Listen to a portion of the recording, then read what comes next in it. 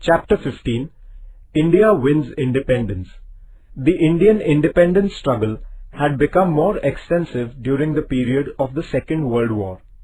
The demand for the independence of India was gaining in strength. The British rulers realized that it was necessary to take serious cognizance of this situation. Accordingly, the British government began preparing various plans for granting independence to India. The Indian National Congress was founded on the principle of secularism. People of all castes and religions had taken part in the national struggle. In order to weaken the freedom struggle, the British adopted the policy of divide and rule. This resulted in the formation of the Muslim League. It was against this background that Hindu organizations like the Hindu Mahasabha and Rashtriya Swayamsevak Sangh were also founded. Dr. Muhammad Iqbal, a well-known Urdu poet, put forth the idea of an independent Muslim state. Later, Chaudhry Rahmat Ali coined the name Pakistan. Barrister Muhammad Ali Jinnah put forth the two-nation theory and demanded a separate Muslim state for the Muslims. Barrister Jinnah and the Muslim League started a propaganda that the Indian National Congress is a Hindu organization and Muslims would not at all benefit from it. Wavell Plan. The then Viceroy of India, Lord Wavell, drew up a plan in June 1945.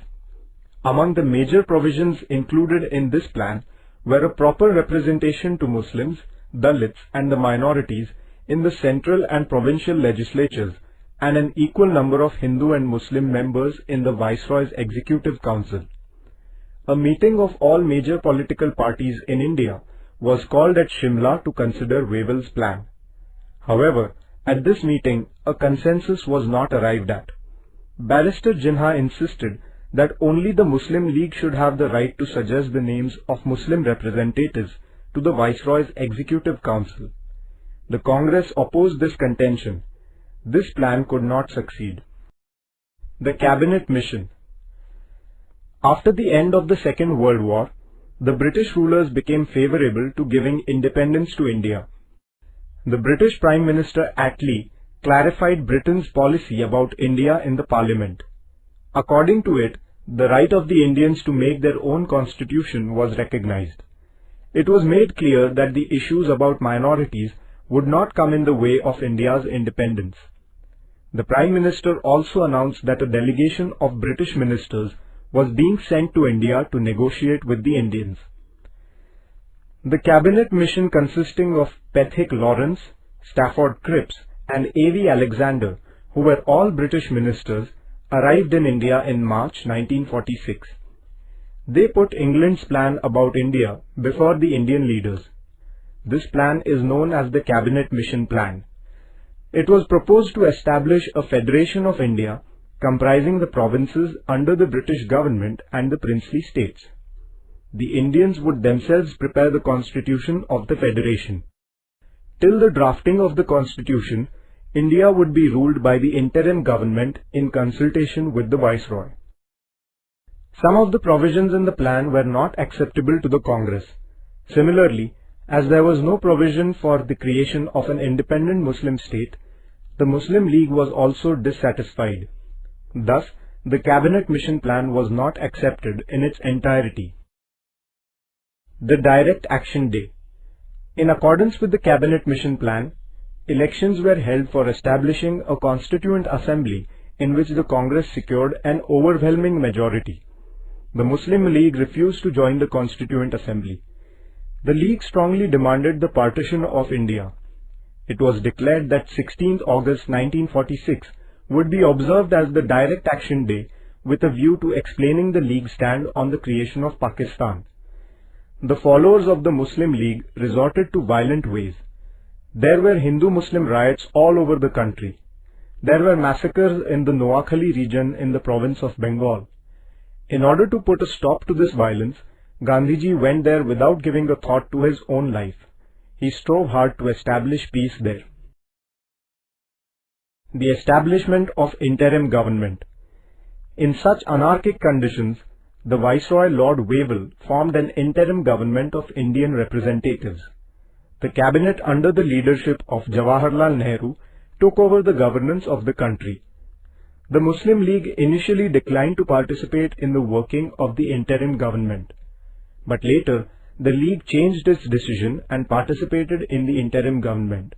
The League pursued the policy of obstruction. Therefore, the interim government could not work smoothly. Attlee, the British Prime Minister, announced in the Parliament of England that England would transfer all of its government responsibility not later than June 1948. He also announced the appointment of Mountbatten as India's new Viceroy, who was to arrange for the early transfer of the governance of India into the hands of Indians. Mountbatten Plan. As the partition of India became inevitable, Mountbatten decided to partition it. Accordingly, he held discussions with the prominent leaders of India. Thereafter, he prepared a plan to partition India and to create two independent nations of India and Pakistan. The Indian National Congress was opposed to partition. The unity of the country was the basis of the Congress stand, but the Muslim League remained adamant on the creation of Pakistan. Therefore, there was no other alternative left, and the Congress most unwillingly gave its consent to the decision of partition. The Act of Indian Independence. On 18 July 1947, the British Parliament passed the Act of Indian Independence based on the Mountbatten Plan. The Act provided that on 15 August 1947, partitioning India, two independent nations of India and Pakistan would come into existence. Thereafter, the British Parliament would not retain any control over them. The British sovereignty over the princely states would also come to an end. They would be free to join either India or Pakistan or remain independent. India wins independence. India attained independence in accordance with the Act of Indian Independence. A meeting of the Constituent Assembly was going on in the hall of the Parliament House in Delhi till the midnight hour on 14 August 1947. At the stroke of the midnight hour, India's dependence came to an end. India became an independent country. The Union Jack of Britain was lowered, and in its place the Indian tricolour was unfurled. The chains of years of slavery fell away. Since the establishment of the British power in India, hundreds of thousands of Indians had made tremendous sacrifices for the independence of India. Many had sacrificed their lives. The freedom now won was the fruit of their great sacrifice.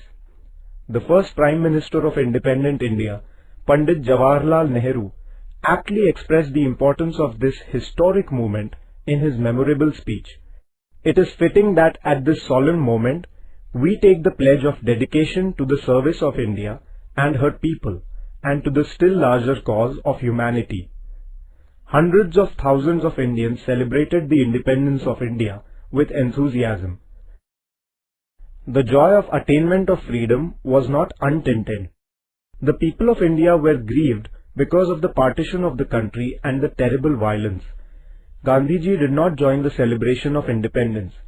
Instead, he strove to maintain peace and communal harmony in Bengal. Within 6 months of attainment of freedom, Nathuram Godse brutally assassinated Gandhiji on 30th January 1948. Gandhiji strove day and night to preserve Hindu-Muslim unity and laid down his life in the same cause. India becomes a republic state. The Constituent Assembly started its work of drafting the Constitution of India in 1946. The Constituent Assembly included a number of honorable members such as Dr. Rajendra Prasad, Pandit Jawaharlal Nehru, Dr. Babasaheb Ambedkar, Sardar Vallabhbhai Patel, Maulana Abul Kalam Azad, Sarojini Naidu, J.B. Kripalani, Rajkumari Amrit Kaur, Durgabai Deshmukh and Hansaben Mehta. The Assembly appointed a drafting committee under the chairmanship of Dr. Babasaheb Ambedkar to prepare a draft of the Constitution. The Constitution of Independent India came into force on 26 January 1950. Dr. Babasaheb Ambedkar is the architect of the Constitution of India. Indians had kept their firm belief in the values of liberty, equality, fraternity and democracy close to their heart in their struggle against the British imperialism. Our Constitution is based on these very values.